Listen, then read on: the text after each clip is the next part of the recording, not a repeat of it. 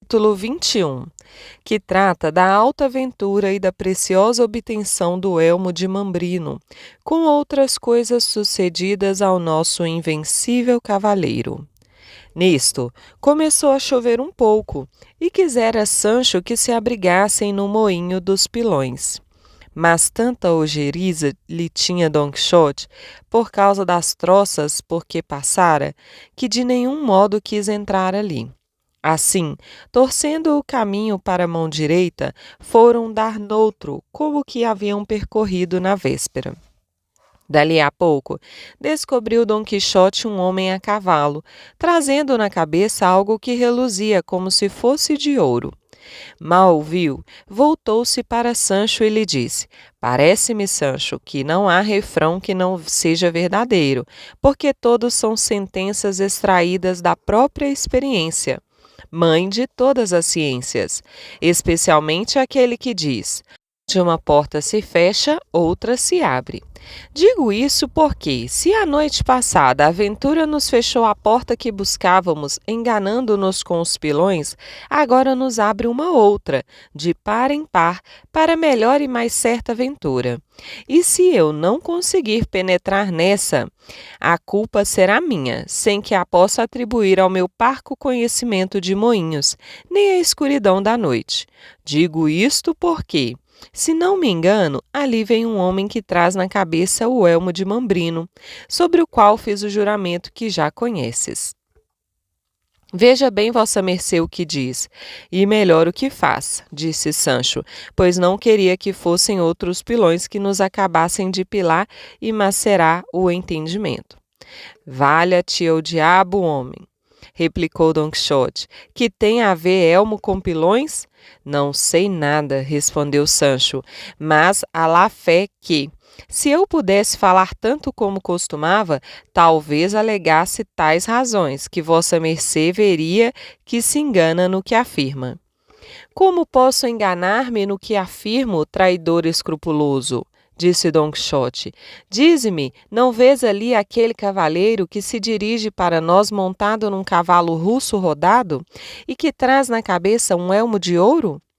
O que vejo e percebo, respondeu Sancho, não é senão um homem sobre um asno pardo como o meu, e que traz na cabeça uma coisa que reluz. Pois aquilo é que é o elmo de Mambrino, disse Don Quixote. Arreda-te para o lado e deixa-me a sós com ele. Verás que, sem dizer palavra, para poupar tempo, concluo esta aventura e me aposso do elmo que tanto tenho desejado. Terei o cuidado de me arredar, replicou Sancho, mas torno a dizer, queira Deus que orégão seja e não pilões. Já vos disse, irmão, que não mais fizesseis menção nem por pensamento a essa história dos pilões, disse Don Quixote, pois invoco e peço-a, mas não digo que vos pilhe a alma. Calou-se Sancho, temendo que o amo tornasse redonda como uma bola a praga que lhe ameaçara rogar. O caso é que o elmo, o cavalo e o cavaleiro que Don Quixote via eram apenas isto. Havia naqueles arredores 2 lugarejos, um tão pequeno que não tinha botica nem barbeiro. O outro, que ficava perto, tinha ambos. Por isso, o barbeiro do maior servia ao menor, no qual aconteceu de haver um enfermo necessitado sangrar-se e um outro sujeito de fazer a barba. Por essas razões, lá ia o barbeiro, levando consigo uma bacia de latão. Quis a sorte que, ao tempo em que vinha, começasse a chover e, para não se lhe manchar o chapéu, que devia ser novo, pôs na cabeça a bacia, que, estando limpa, reluzia desde meia légua. Montava um asno pardo, como Sancho dissera, e eis o que o Dom Quixote lhe pareceu cavalo russo rodado, o cavaleiro e elmo de ouro, pois todas as coisas que via, com muita facilidade as acomodava às suas desvairadas cavalarias e malandantes pensamentos. Quando viu aproximar-se o pobre cavaleiro, sem sequer discutir com ele, meteu a correr o Rocinante e o acometeu de lança em riste, disposto a traspassá-lo de lado a lado. Mas quando dele se acercou, sem deter o ímpeto de sua desabalada carreira, lhe disse: defenda-te, cativa criatura, ou entrega-me voluntariamente o que com tanta razão se me deve. O barbeiro, que tão sem pensar ou temer viu avançar sobre ele tal abantesta, não teve outro remédio para se proteger do golpe da lança, senão deixar-se cair do asno abaixo. E, mal tocou o solo, ergueu-se mais ligeiro que um gamo e disparou a correr pela campina, a tal velocidade que nem o vento alcançaria. Deixou a bacia no chão, com o que se contentou Dom Quixote, julgando que o pagão fora sensato e imitara o castor que, ao se ver acossado pelos caçadores, abocanha e corta com os dentes aquilo que, por instinto natural, sabe ser a causa de o perseguirem. Ordenou a Sancho que alçasse o elmo, e ele, tomando-o nas mãos, disse: por Deus que a bacia é boa, e vale por volta de R$ 1 ou 8 maravedis. Entregou ao amo, que logo a pôs na cabeça, girando-a em todos os sentidos, buscando-lhe o encaixe, e como não o achasse, exclamou: sem dúvida, o pagão para quem se fez sob medida essa famosa selada devia ter uma cabeça enorme. E o pior é que lhe falta a metade. Quando Sancho ouviu chamar de selada a bacia, não pôde conter o riso. Porém, ao vir-lhe à mente a cólera do amo, cortou-a pela metade. De que te ris, Sancho? Perguntou Dom Quixote. Rio-me, respondeu ele, de imaginar a cabeçorra que teria o pagão dono desse almete, que não parece senão uma bacia de barbeiro, sem tirar nem pôr. Sabes o que imagino, Sancho? Que esta famosa peça do Elmo Encantado, por algum estranho acidente, caiu nas mãos de quem não soube conhecer nem estimar seu valor. E este, sem saber o que fazia, vendo-a de puríssimo ouro, deve ter fundido uma das metades para se aproveitar do preço. E da outra metade fez esta peça, que mais parecia bacia de barbeiro, conforme dizes. Mas, seja o que for, para mim, que a conheço, pouco importa a transmutação. Eu a farei reparar no primeiro sítio onde haja ferreiro, e de tal maneira que lhe não levará vantagem, nem se lhe há de comparar a que fez o forjou o deus das ferrarias para o deus das batalhas. Por ora, usá-la-ei como puder, que mais vale algo do que nada, tanto mais que servirá para me defender de alguma pedrada. Servirá, disse Sancho, se não for atirada com uma funda, como sucedeu na peleja entre os dois exércitos, quando a vossa mercê lhe benzeram as queixadas e lhe quebraram a almotolia, onde vinha aquela tão bendita beberagem que me fez vomitar as tripas. Não sinto grande tristeza por tê-la perdido, Sancho, disse Dom Quixote, pois já sabes que tenho a receita na memória. Também a tenho eu, respondeu Sancho, mas se a fizer, não irei prová-la em toda a minha vida. Caia eu aqui morto se não for assim. Além do mais, não tenciono voltar a precisar dela, pois pretendo guardar-me com todos os meus 5 sentidos de ser ferido ou de ferir alguém. Quanto a ser de novo manteado, não digo nada, pois semelhantes desgraças mal se podem evitar. E, se vem, não há outra coisa a fazer senão encolher os ombros, prender o fôlego, fechar os olhos e deixar-se ir por onde a sorte e a manta nos levarem. Mau cristão és tu, Sancho, disse Dom Quixote ouvindo tais coisas, porque nunca te esqueces da injúria que uma vez te fizeram. Sabe, todavia, que é próprio dos peitos nobres e generosos nunca fazer caso de ninharias. Ficou-te coxo algum pé? Quebrada alguma costela? Rota a cabeça, para que não te esqueças daquela brincadeira? Pois, bem apurada a coisa, tudo não passou de burla e passatempo. Se não o interpretasse, eu assim, já teria voltado ali e feito para vingar-te mais dano que fizeram os gregos pelo rapto de Helena, a qual, se vivesse nesse nosso tempo, ou se no tempo dela vivesse Dulcinea, certamente não teria tido a fama de formosa que tem. E aqui deu um suspiro que o deixou nas nuvens, disse Sancho. Que seja burla, já que vingança deveras não pode haver, mas eu é que sei de que qualidade foram as veras e as burlas, e sei também que nunca me sairão da memória nem das costas. Mas, deixando isso de lado, diga-me, vossa mercê, que faremos deste cavalo russo rodado, que parece asno pardo, e que foi deixado aqui desamparado por aquele Martino que vossa mercê derrubou, pois, do modo como pôs os pés em polvorosa e deu as do Vila Diogo, não é de se esperar que jamais volte para buscá-lo. E, pelas minhas barbas, se não é bom o russo. Nunca foi meu costume, disse Don Quixote, despojar aos que venço, nem é uso da cavalaria lhes tirar os cavalos, deixando-os a pé, a menos que haja o vencedor perdido o seu na peleja, pois em tal caso é lícito tomar o do vencido, como legítimo despojo de guerra. Portanto, Sancho, deixa aí este cavalo ou asno, ou o que quiseres que seja, pois o dono, em nos vendo longe daqui, virá buscá-lo.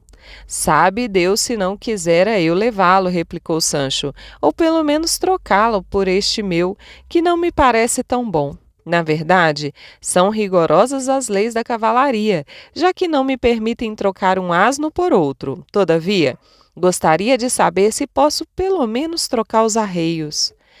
Disso não estou muito certo, respondeu Don Quixote. Em caso de dúvida, até estar melhor informado, consinto que os troques, se tens extrema necessidade deles. Tão extrema, concordou Sancho, que, se fossem para minha própria pessoa, não me seriam mais necessários. E logo, habilitado com aquela licença, fez mutatio caparum e pôs o seu jumento às 1000 maravilhas, melhorando-lhe o aspecto 3 ou 5 vezes. Feito isso, almoçaram as sobras da comida que acharam na azêmola, beberam a água do riacho dos Pilões sem voltarem a cara para eles.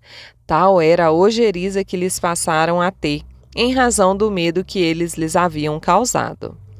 Extintas, pois, a cólera e até a melancolia, montaram a cavalo e, sem tomar caminho determinado, por ser muito de cavaleiros andantes o não tomar nenhum certo, se puseram a andar por onde bem quis levá-los, o Rocinante, atrás de cuja vontade se achavam a do amo e até a do asno, que o seguia sempre por onde quer que o outro guiasse, em boa amizade e companhia.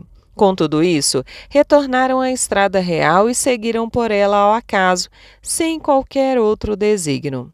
Iam, pois, assim, caminhando, quando Sancho disse ao amo: Senhor, quer vossa mercê dar-me licença de falar um pouco? Depois que me impôs aquele áspero mandamento do silêncio, já se me apodreceram mais de 4 coisas no estômago, e uma só, que agora tenho na ponta da língua, não queria que se malograsse. Dize-a, falou Don Quixote, e sê breve nos teus arrazoados, pois nenhum sabe bem quando se estende. Digo, pois, senhor, começou Sancho, que de alguns dias a esta parte venho considerando quão pouco se ganha e granjeia com andar buscando essas aventuras que vossa mercê busca por estes ermos e encruzilhadas, onde, mesmo que acabemos vitorioso, nas mais perigosas não há quem as veja nem delas tenha notícia. Assim, hão de ficar esquecidas em perpétuo silêncio e em prejuízo da intenção da vossa mercê e do que merecem. A mim me parece, pois, que seria preferível, salvo o melhor parecer de vossa mercê, que fôssemos servir a algum imperador ou outro grande príncipe, que tenha alguma guerra e em cujo serviço mostre vossa mercê o valor de sua pessoa, suas grandes forças e maior entendimento, em reconhecimento do que o tal senhor a quem servimos forçosamente haverá de nos recompensar a cada qual segundo seus méritos, e não faltará ali quem ponha por escrito as façanhas de vossa mercê, para perpétua memória. Nada direi das minhas, pois não hão de sair dos limites escuderis. Afirmo, porém, que, se for uso na cavalaria escrever façanhas dos escudeiros, não creio que vão ficar as minhas esquecidas nas entrelinhas. Não falas mal, Sancho, respondeu Don Quixote, mas, antes de chegar a esse extremo, é preciso andar pelo mundo, como que em provação, buscando as aventuras, para que, acabando algumas, se granjeie nome e fama tais que, em chegando à corte de algum grande monarca, seja o cavaleiro conhecido por suas obras e, apenas o haja visto penetrar pelas portas da cidade, a garotada o siga e rodeie, bradando e alardeando: este é o cavaleiro do sol, ou da serpente, ou de outra insígnia qualquer sob a qual houver realizado grandes façanhas. Dirão: este é aquele que venceu em batalha singular o gigante Brocabruno da grande força, o que desencantou o grande mameluco da Pérsia do longo encantamento em que havia permanecido quase 900 anos. Assim, de boca em boca, irão apregoando seus feitos, e logo, com o alvoroço dos meninos e das demais pessoas, o próprio rei daquele reino há de parar à janela do palácio real e, assim que vir o cavaleiro, conhecendo-o pelas armas ou pelo emblema do escudo, forçosamente dirá: eia, sus, saiam meus cavaleiros e quantos em minha corte estão, para receber a flor da cavalaria, que ali vem. A esta ordem, sairão todos e ele descerá até a metade da escada, lhe dará um apertadíssimo abraço, beijar-lhe-á o rosto, desejando-lhe paz, e o conduzirá pela mão ao aposento da senhora rainha, onde a encontrará o cavaleiro com a infanta sua filha, que há de ser uma das mais formosas e perfeitas donzelas, que, a duras penas, se poderão encontrar em grande parte da terra descoberta. Sucederá incontinente que ela ponha os olhos no cavaleiro e ele nos dela, parecendo cada qual ao outro coisa mais divina que humana, e sem saberem como nem como não, hão de ficar presos e enlaçados na intricada rede amorosa, com grande coita em seus corações, por não saberem como se hão de falar para descobrir suas ânsias e sentimentos. Dali o levarão, sem dúvida, a algum quarto do palácio, ricamente ornamentado, onde, depois de lhe despirem as armas, lhe trocarão rico manto de escarlata com que se cubra. E se bem parecia armado, tão bem e melhor parecerá trajado de gibão.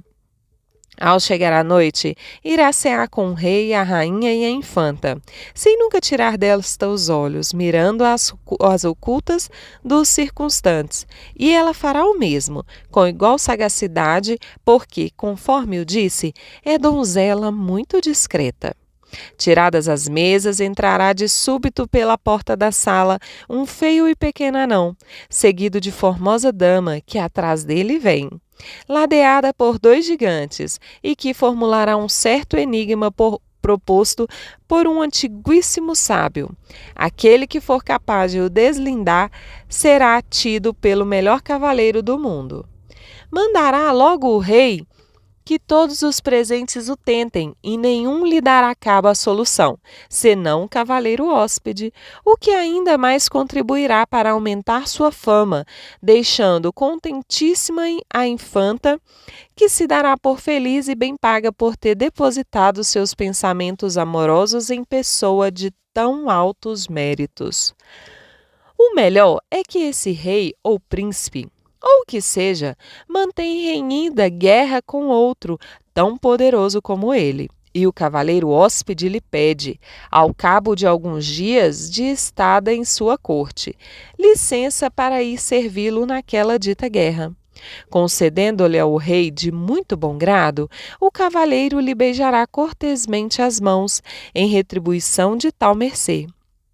Despedir-se-á da senhora infanta, naquela noite, pelas grades de um jardim para o qual dá o quarto onde ela dorme. Grades essas pelas quais já de outras muitas vezes lhe falara, sendo medianeira e sabedora de tudo uma donzela que merecia toda a confiança da infanta. Ele suspirará, ela desmaiará. A donzela trará água, enquanto ele ficará a lamentar a aproximação da manhã, não querendo ser descoberto a fim de não manchar a honra da sua dama. Finalmente, voltará a si a infanta e, pelas grades, estenderá suas alvas mãos ao cavaleiro, que irá beijá-las milhares e milhares de vezes, banhando-as de lágrimas. Combinar-se-á então entre os dois o modo como se hão de comunicar seus bons e maus sucessos. E a princesa lhe rogará que se demore o menos possível. Ele, com muitos juramentos, fará tal promessa, tornando a beijar-lhe as mãos e despedindo-se dela com tanto sentimento que, por pouco, não se lhes vai a vida. Segue dali para seu aposento, deita-se no leito, mas não consegue dormir com a dor da partida. Madruga muito cedo, vai despedir-se do rei, da rainha e da infanta. Ao se despedir dos dois primeiros, dizem-lhe que a senhora infanta está mal disposta e que não pode receber visitas. Entende o cavaleiro que é pela dor da sua partida, rasga-se-lhe o coração e por um triz não dá manifestas mostras do seu pesar.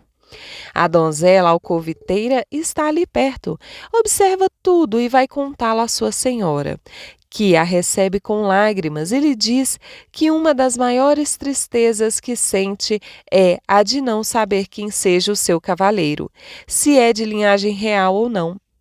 Assegura-lhe a donzela que tanta cortesia, gentileza e valentia como a do cavaleiro não podem caber senão em pessoa nobre e real.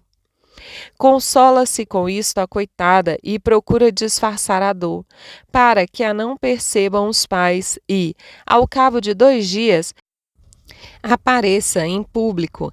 Já se foi o cavaleiro, peleja na guerra, vence o inimigo do rei, conquista muitas cidades, triunfa de muitas batalhas, regressa à corte, vê a sua dama por onde costumava e combina com ela pedir-lhe a mão ao pai, em paga de seus serviços. Não lhe a quer dar o rei, por não saber quem é ele. Porém, apesar de tudo, seja raptada, seja de qualquer outro modo, vem a infanta a ser sua esposa, dando-se por muito venturoso seu pai ao averiguar que o cavaleiro é filho de um valoroso rei de não sei que reino, porque acredito que não deva figurar no mapa.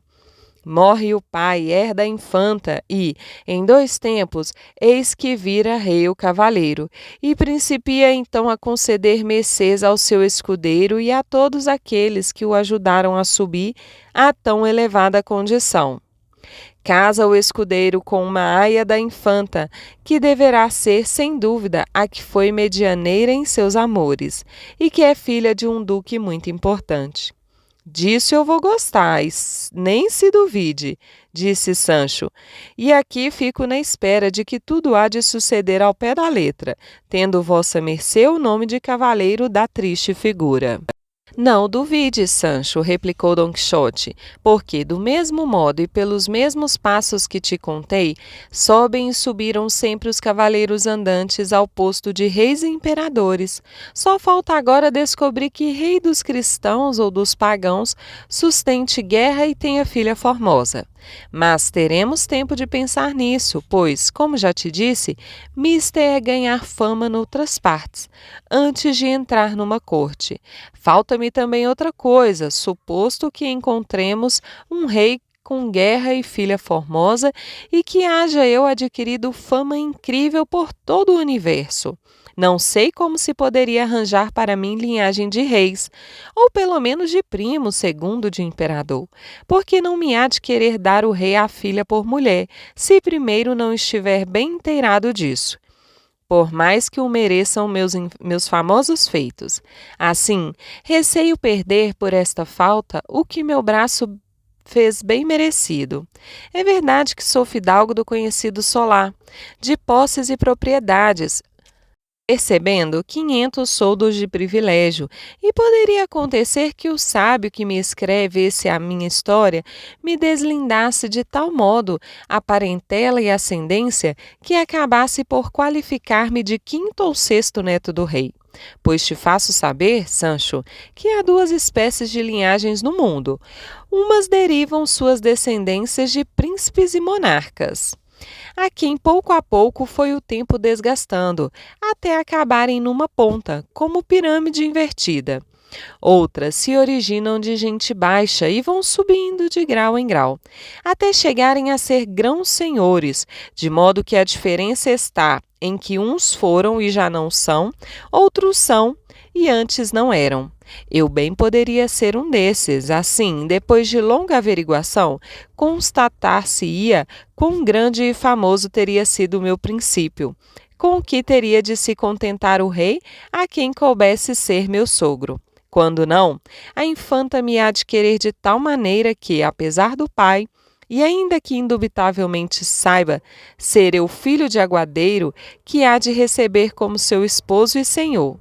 E se assim não for, será então o caso de raptá-la e levá-la por onde me aprouver, que o tempo ou a morte hão de pôr fim à oposição dos pais. Aqui, bem que cabe, disse Sancho, aquilo que dizem alguns desalmados: não peças por favor o que podes tomar à força. Embora talvez calhe melhor dizer: mais vale cair no mato que rogos de homens de bem. Digo isso porque, se o senhor rei, sogro de vossa mercê, não se decidir a entregar-lhe a infanta minha senhora, não há senão, como vossa mercê mesmo disse, raptá-la e carregá-la.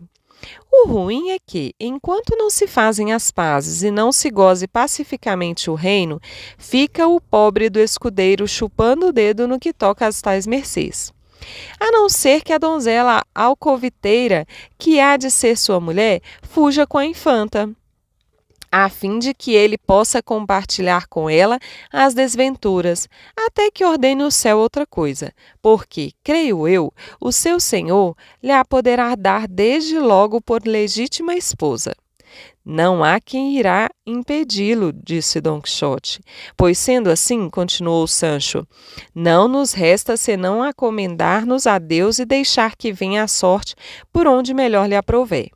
Faça Deus como eu desejo, respondeu Don Quixote, e como tu precisas, Sancho, e ruim seja quem ruim se julga. Seja como Deus quiser, disse Sancho, que sou cristão velho, e para ser conde isso me basta. E até te sobra, falou Don Quixote, e ainda que não fosses, não teria importância, porque, sendo eu rei, posso dar-te nobreza sem que a compres, nem me prestes serviço algum. Porque, em te fazendo eu conde, logo ficas cavaleiro, e, digam o que disserem, a fé que te hão de dar senhoria, por mais que isso lhes pese. Vê lá se eu não saberia fazer valer o ditado, disse Sancho. Deves dizer ditado e não gitado, corrigiu o amo. Que seja assim, respondeu Sancho Pança. Digo que saberia fazê-lo valer, porque, por minha vida, já fui, certa vez, cobrador de uma confraria, e me assentava tão bem o traje que todos diziam ser tal a minha aparência que até poderia ser prioste da mesma confraria. Que será, pois, quando me puserem às costas um manto ducal, ou quando eu me vestir de ouro e pérolas, a moda de conde estrangeiro? Tenho para mim que, de 100 léguas em redor, hão de vir para ver-me. Hás de ficar bem parecido, disse Don Quixote, mas será preciso que raspes a barba miúde, porque, tendo-as assim cerradas, emaranhadas e maltratadas, se não as raspas a navalha pelo menos de 2 em 2 dias, a distância de um tiro de escopeta se poderá ver o que és. Que mais seria preciso, disse Sancho, senão contratar um barbeiro, mantendo-o assalariado em minha casa? E se for necessário, farei até que ele ande atrás de mim, como se fosse cavalariço de grão-senhor. Como sabes, perguntou Don Quixote, que os grãos-senhores costumam levar seus cavalariços atrás de si? Já lhe conto, respondeu Sancho. Há alguns anos, estive 1 mês na corte e ali vi passear um senhor miúdo, que diziam ser dos mais graúdos, tendo a segui-lo em todas as voltas que dava, um homem a cavalo, mais parecendo ser o seu rabo. Perguntei por que aquele homem não chegava junto do outro, mas andava sempre atrás dele. Responderam-me que eram o seu cavalariço e que era uso dos grãos-senhores levar esses tais atrás de si. Desde então fiquei sabendo disso tão bem que nunca mais me esqueci.